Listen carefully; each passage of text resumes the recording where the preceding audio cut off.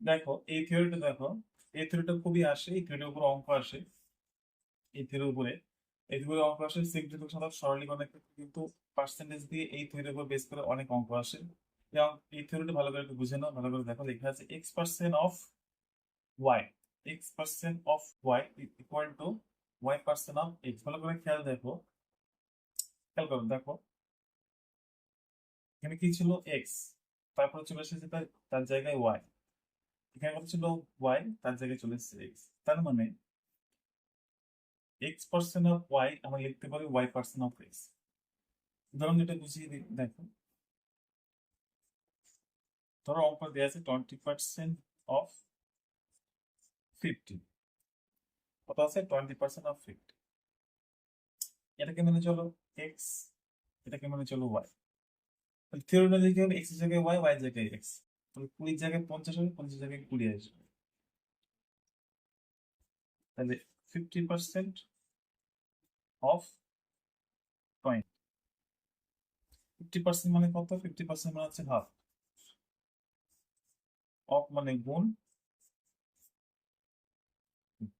কাটাকুটি 2 10 তো 10। তুমি বুঝতে পারলে থিওরিটা? এই থিওরি বেস করে একটা অঙ্ক আমি করাচ্ছি, দেখো।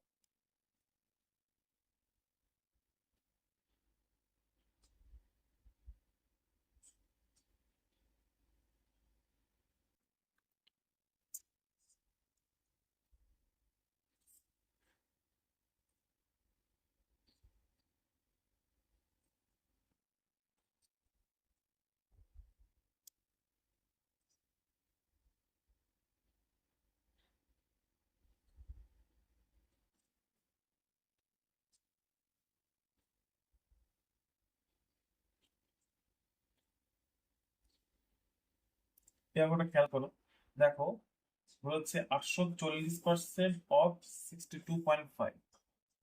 এই থিওরি দিয়ে অঙ্কটা করবো, ঠিক আছে? এইটাকে ধরো এক্স, এটাকে ধরো ওয়াই।